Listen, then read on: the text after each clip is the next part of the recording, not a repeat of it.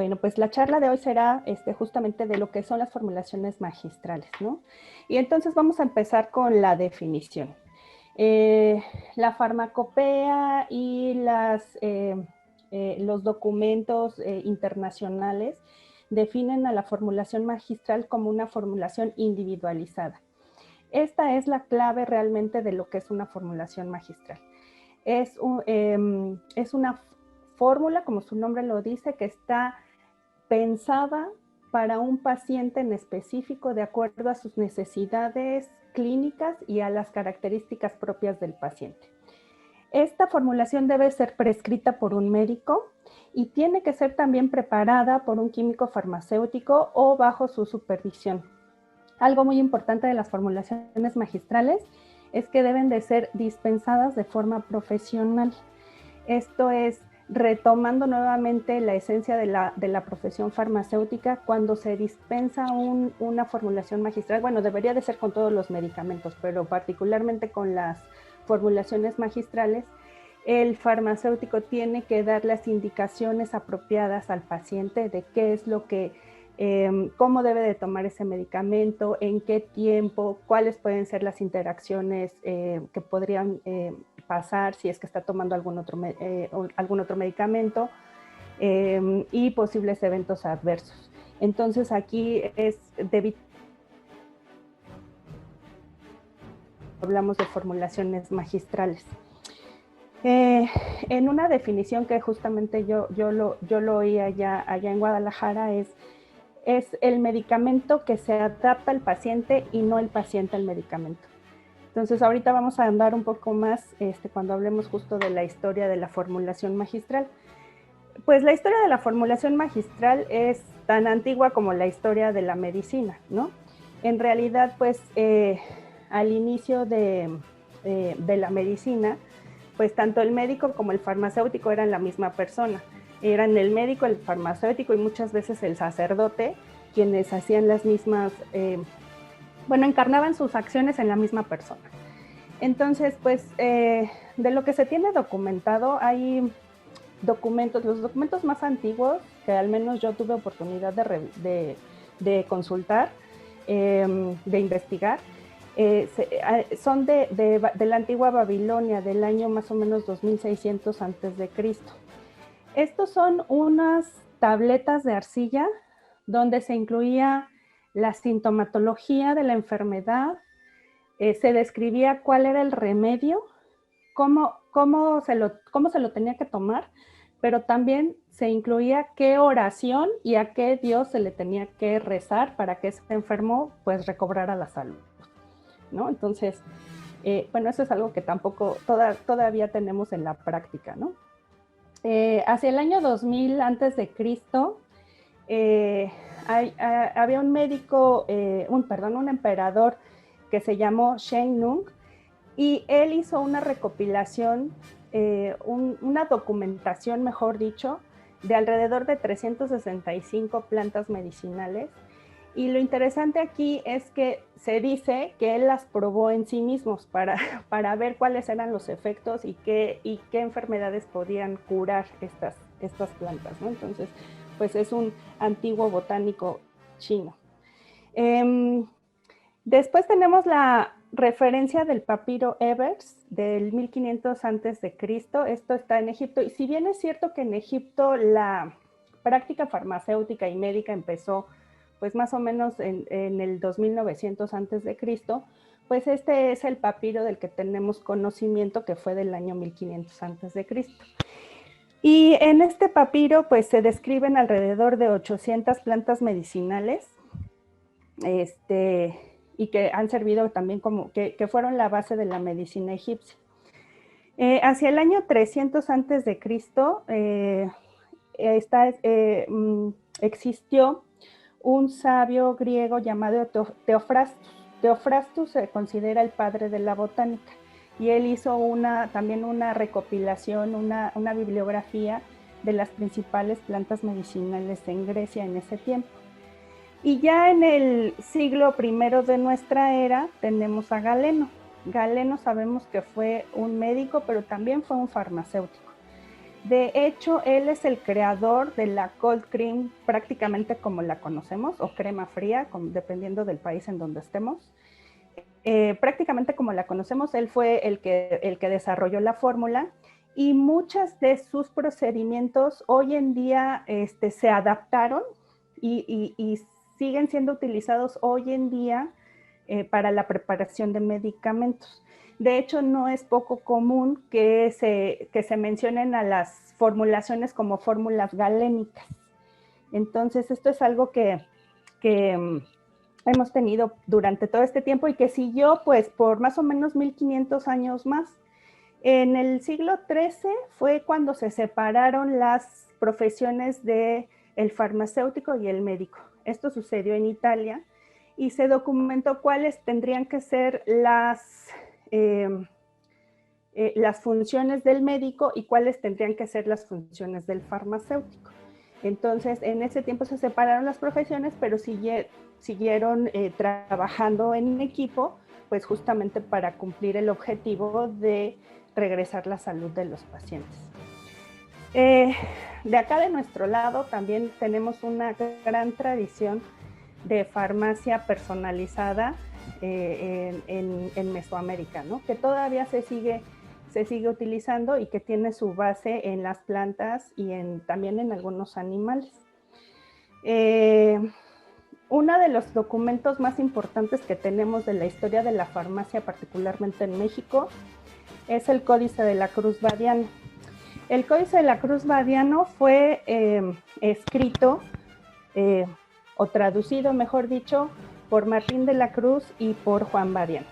Ellos eran médicos mexicas, ellos nacieron a finales del siglo XV y ya después de la conquista ellos entraron, ya de 50 años más o menos, ellos entraron a estudiar al Colegio de la Cruz de Tlatelolco.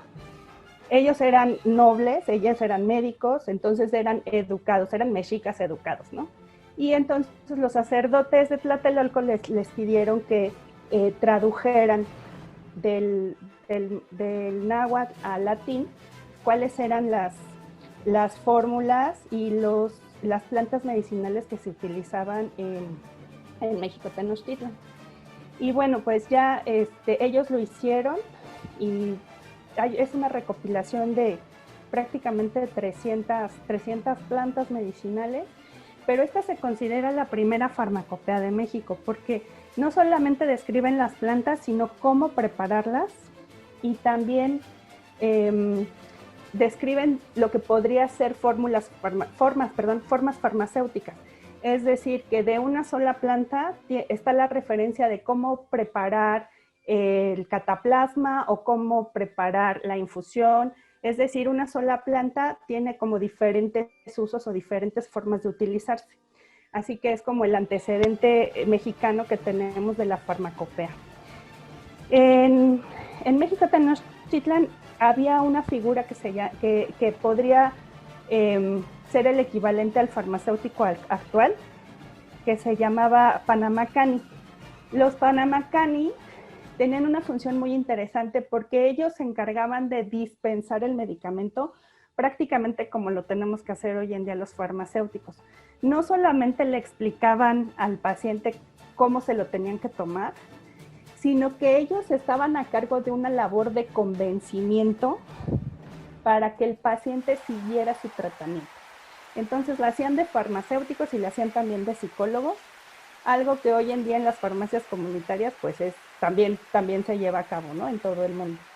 Entonces ellos le decían cómo es que tenía que seguir su medicamento y lo convencían para que no lo suspendiera, y también les decía cuáles eran las oraciones y a qué Dios le tenían que rezar para que recuperaran la salud. Pues ya después de la conquista en la época colonial, pues obviamente la práctica farmacéutica se llevó a cabo en las boticas durante muchos años. Así fue como se conoció a las farmacias antiguas.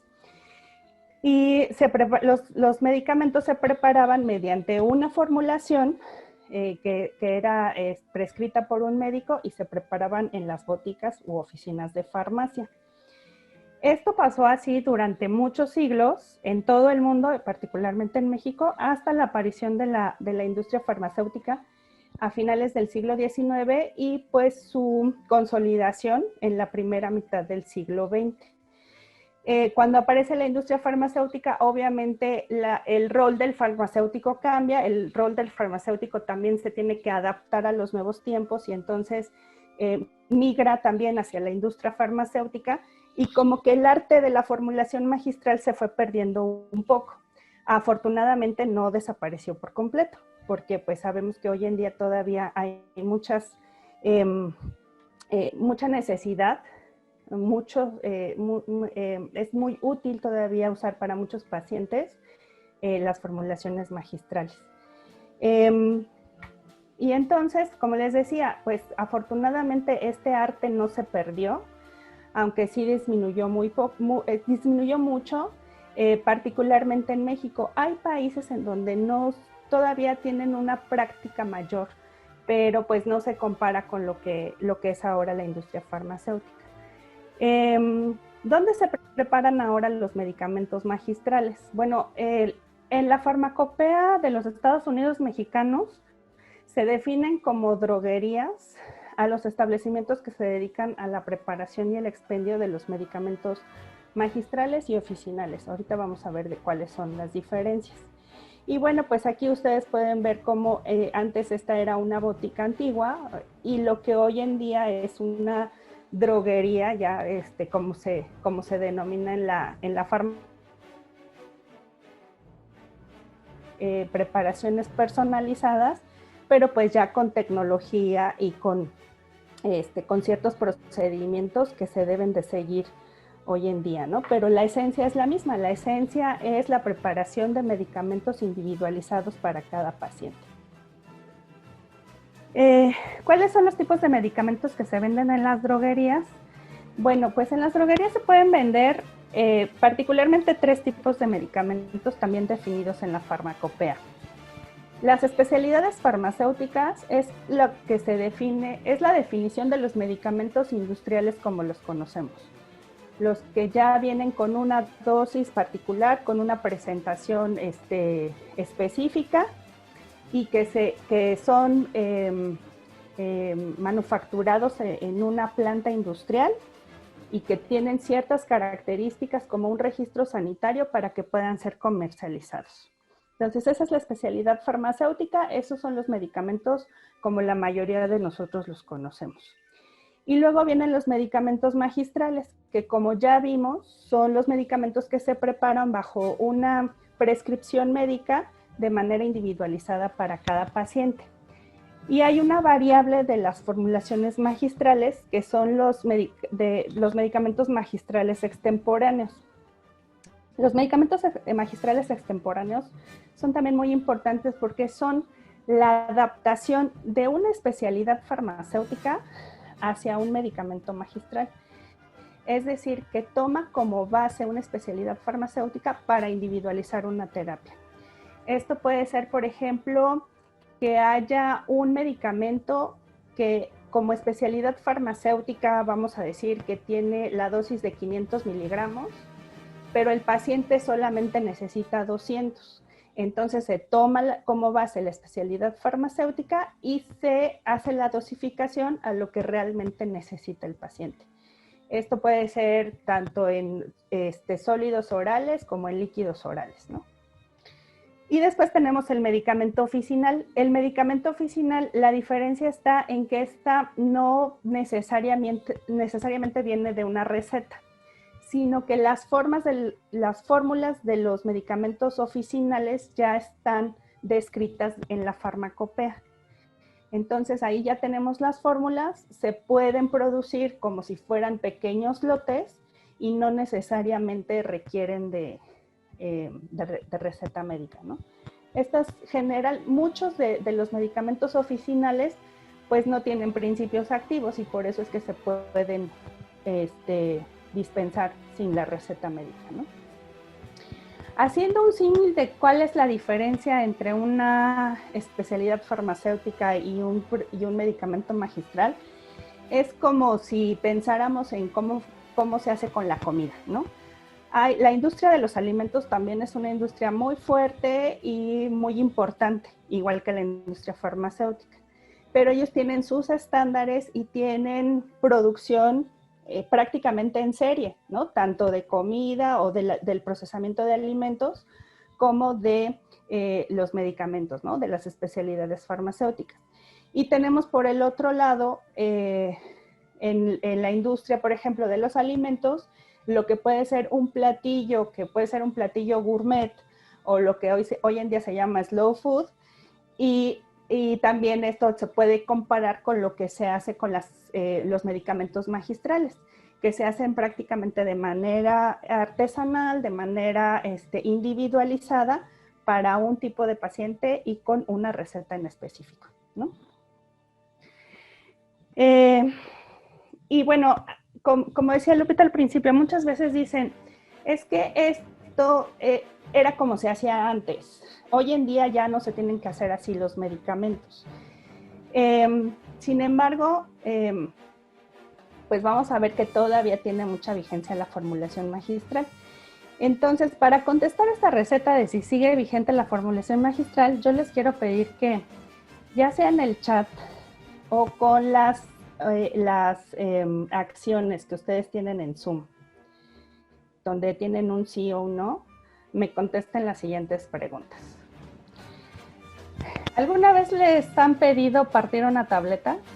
¿Algún médico que le haya pedido para ustedes o para alguien de su familia que tengan que partir una tableta? Bueno, yo no estoy viendo el chat, ni estoy viendo pero si pueden poner alguna manita, que sí o que no, alguna reacción para saber que sí.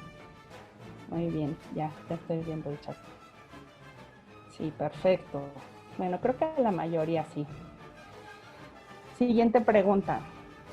¿Alguna vez han tenido que diluir el contenido de una tableta o una cápsula para tomarla?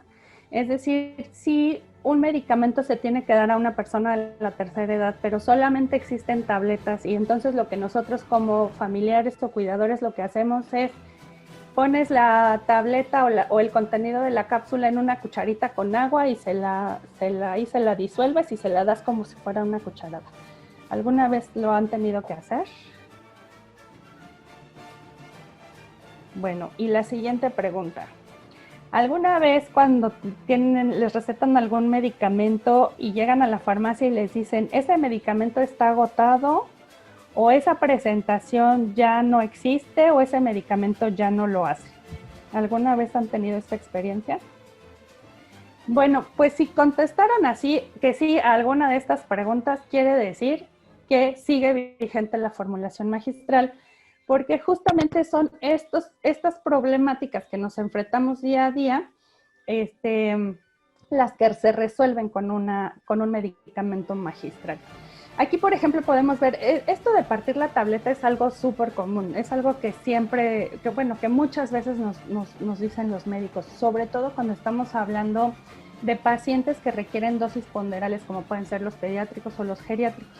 Pero si ustedes ven, es muy difícil que una tableta realmente se pueda partir exactamente a la mitad o exactamente en una cuarta parte.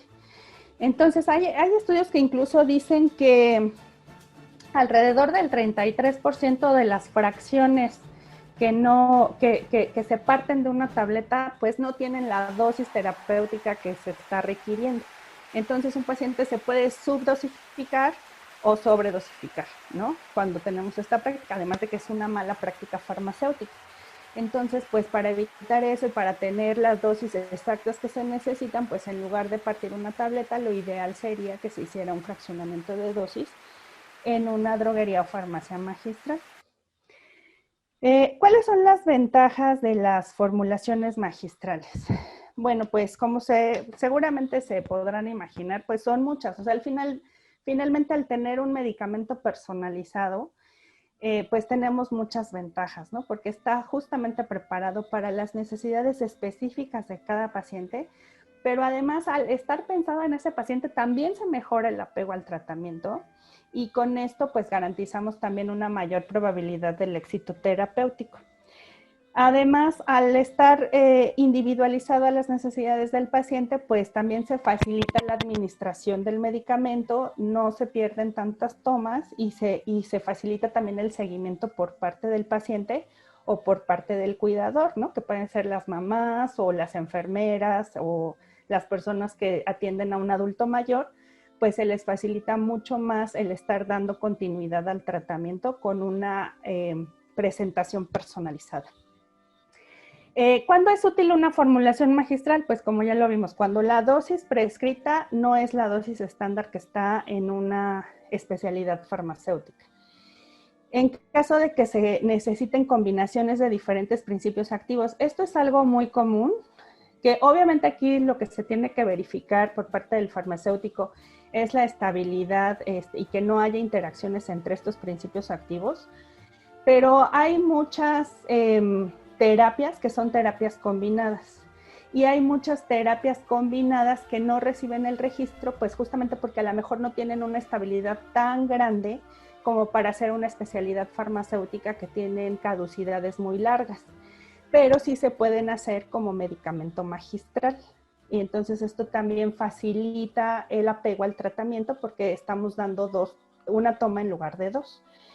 Los pacientes que requieren dosis ponderales, como ya se los dije, particularmente los pacientes pediátricos y los pacientes geriátricos, cuando se necesiten cambiar ciertas características organolépticas, que pueden ser el sabor de los medicamentos, cuando un producto ya no se comercializa, esto también es muy común, como lo vimos en las preguntas. De repente, cuando hay muy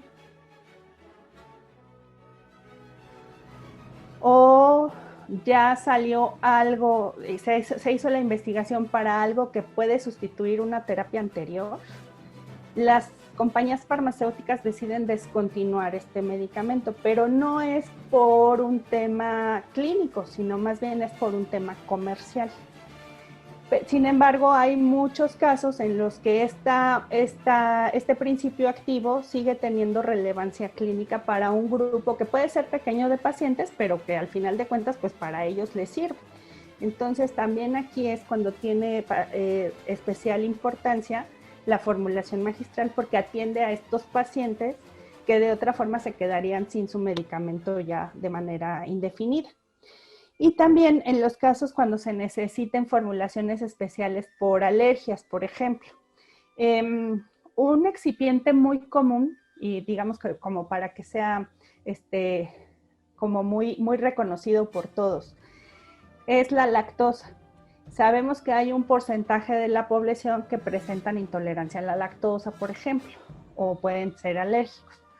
Entonces, nosotros no tenemos control de los excipientes de las especialidades farmacéuticas, de las que utilizan en la industria, pero sí podemos solicitar una formulación magistral en la que el excipiente pues no contenga lo que a nosotros nos hace daño, que puede ser, por ejemplo, la lactosa, ¿no?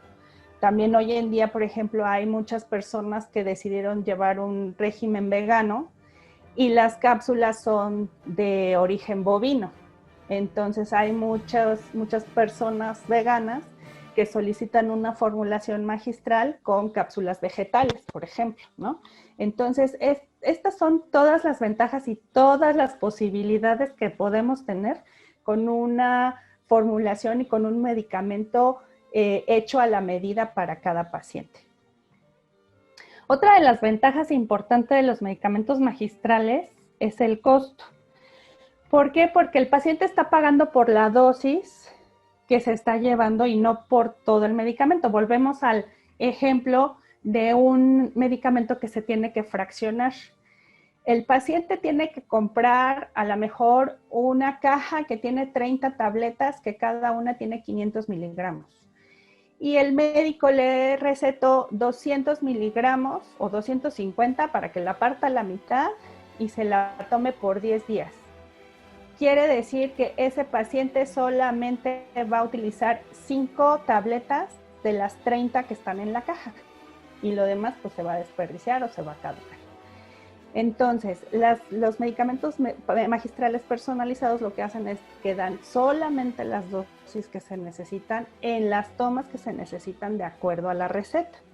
Y esto pues es también muy importante porque se desperdicia menos medicamentos y el paciente paga solamente por lo que se va a tomar. Otra cosa importante con el tema de los costos es que en las droguerías o farmacias magistrales pues no tienen tantos gastos operacionales ni tienen tantos gastos de mercadotecnia, por lo que también los costos son menores, ¿no? Que sabemos que los gastos operacionales y de mercadotecnia de la industria farmacéutica pues, son muy altos. Entonces, al tener digamos, este ahorro, pues esto se ve reflejado directamente en el costo del medicamento hacia el paciente. Finalmente, una de las ventajas más importantes que tenemos con las farmacias comunitarias y con las formulaciones magistrales o los medicamentos magistrales es que se regresa a la esencia de tener un equipo en común del médico y del farmacéutico con el fin de beneficiar al paciente.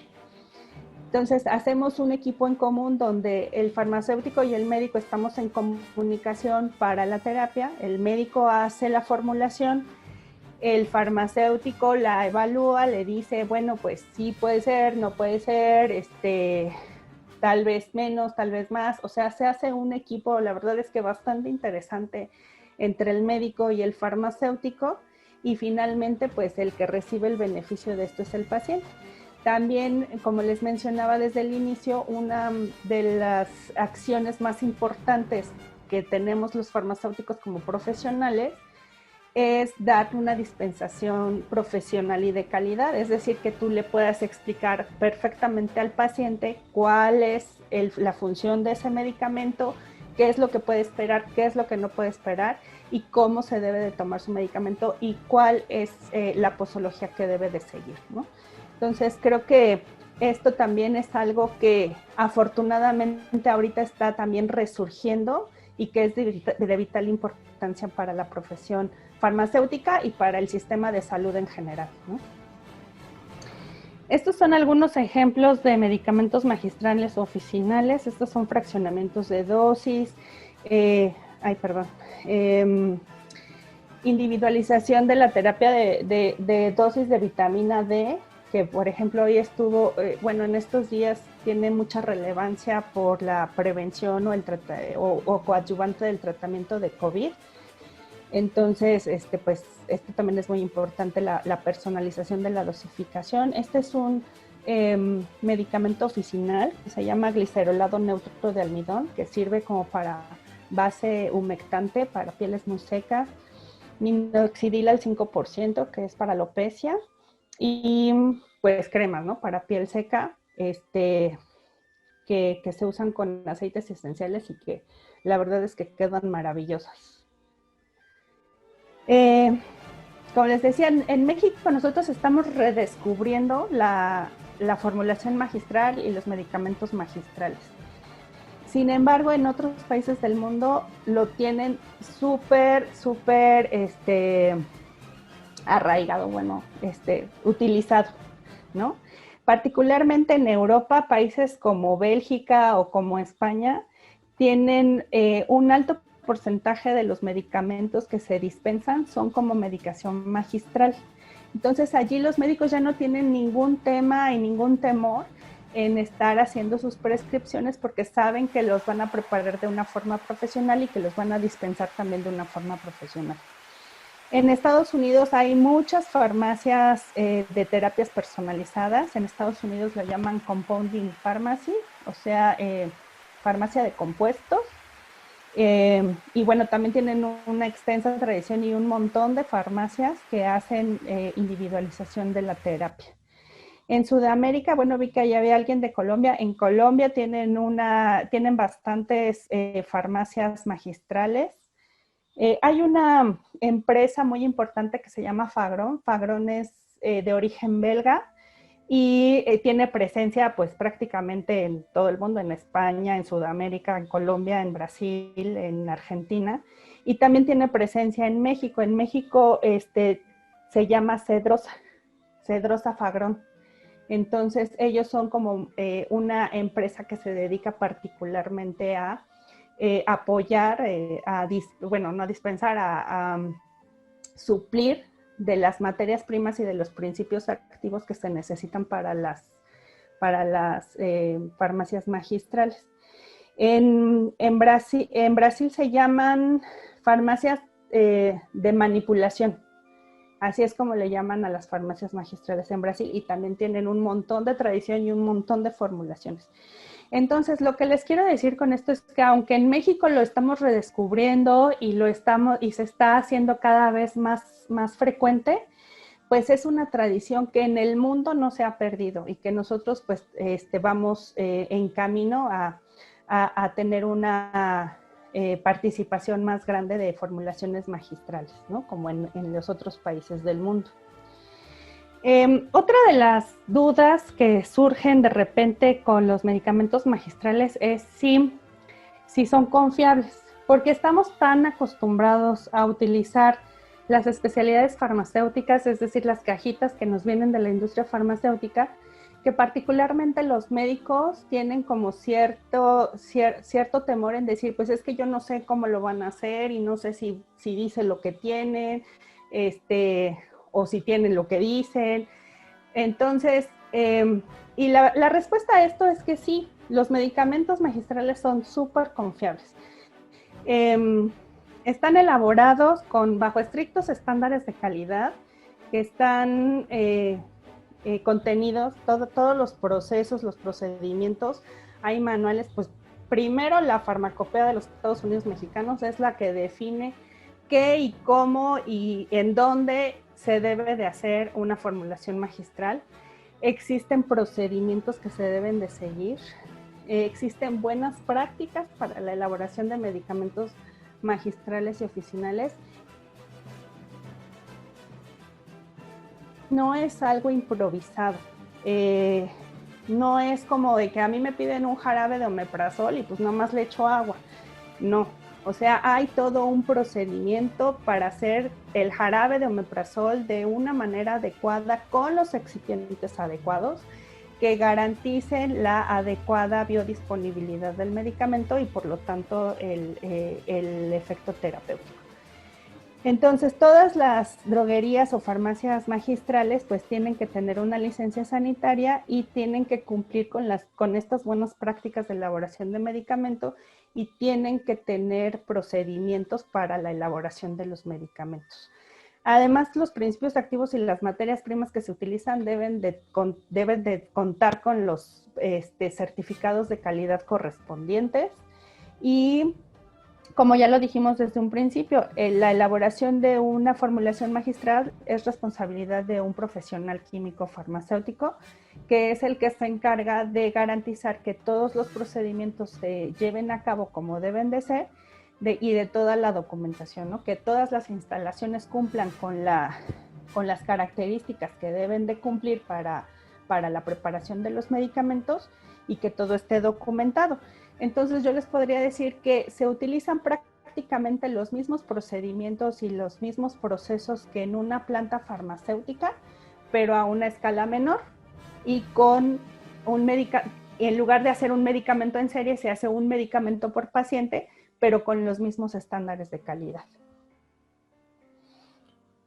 Ahora, pues ya con todo esto, ¿quiénes pueden prescribir las formulaciones magistrales? Pues la respuesta es que todos, o sea, en realidad todos los médicos con cédula profesional y que requieran de individualizar la terapia para un paciente en particular, porque los medicamentos industriales no cubren las necesidades clínicas de un paciente, pues ese doctor médico general o de cualquier especialidad lo puede hacer.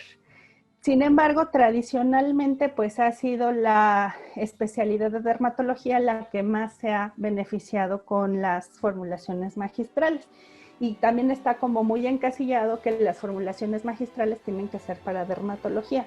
Y si bien es cierto que hay un montón de formulaciones para derma, pues no son los únicos que se pueden beneficiar de estas terapias personalizadas. Como ya lo vimos, los pediatras y particularmente las especialidades pediátricas se ven muy beneficiadas con las individualizaciones de las terapias, sobre todo si tienen que adaptar los medicamentos que están hechos para adultos para el tratamiento de un niño, ¿no? Por ejemplo, el sildenafil para hipertensión pulmonar, pues es muy frecuente que soliciten un fraccionamiento de dosis o hacerlo en jarabe para que se pueda administrar a los niños. Obviamente, los pacientes geriátricos también se ven muy beneficiados con las terapias individualizadas, porque también pueden ser que requieran de menos dosis para tener el mismo efecto terapéutico, o que tengan alergias, o que ya no puedan deglutir una tableta, o incluso, por ejemplo, nosotros hemos visto que hay muchos médicos que les hacen complejos vitamínicos personalizados, ¿no? No los que vienen ya en las farmacias, sino como cada dosis de cada vitamina individualizada para cada paciente.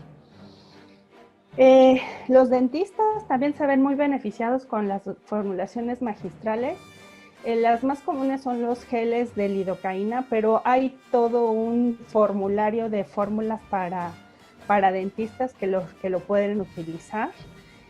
Los podólogos también tienen varias formulaciones que incluyen antimicóticos, por ejemplo, y que los usan mucho.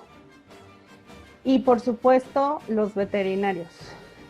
Yo creo que todos nosotros, si tenemos mascotas, nos ha tocado que si no hay un medicamento que está exprofeso para utilizarse como de uso veterinario, muchas veces nos piden medicamentos de uso humano, pero que les tenemos que partir la tableta o que les tenemos que hacer alguna intervención al medicamento para que se lo puedan tomar nuestras mascotas. Entonces, la verdad es que los medicamentos magistrales aquí tienen una gran relevancia, ¿no? ¿Cómo se prescribe? Bueno, también la farmacopea lo define muy bien. Tiene que ser, aquí es el requisito indispensable para poder preparar una formulación magistral, es que tiene que haber una receta médica. Sin una receta médica no se puede preparar una formulación magistral. Y pues esta receta médica tiene que contener lo que ya sabemos, el nombre del médico, la cédula profesional, de qué institución proviene, su dirección, su teléfono, el nombre del paciente, por supuesto, pero lo más importante es qué es lo que nos está prescribiendo, a qué dosis, en qué cantidades, o si ya tiene la fórmula, describir la formulación. También debe de contener las indicaciones, cuál es la dosis, como ya lo dije, y por cuánto tiempo se debe de seguir ese tratamiento, la fecha y la firma. Sin este documento, nosotros como farmacéuticos no podemos proceder a la elaboración de una formulación magistral. Y bueno, pues ya como resumen, decirles que las formulaciones o medicamentos magistrales representan la mejor alternativa cuando la presentación industrial no se adapta a las necesidades clínicas o conveniencia de los pacientes o cuando los medicamentos ya no están en el mercado. Las terapias individualizadas con medicamentos magistrales mejoran el apego al tratamiento, disminuyen el desperdicio del fármaco y son más accesibles para los pacientes. Y también decirles que los medicamentos magistrales son clínicamente efectivos y confiables, están elaborados con altos estándares de calidad por un químico farmacéutico o bajo su supervisión. Y muchas gracias. Eso sería.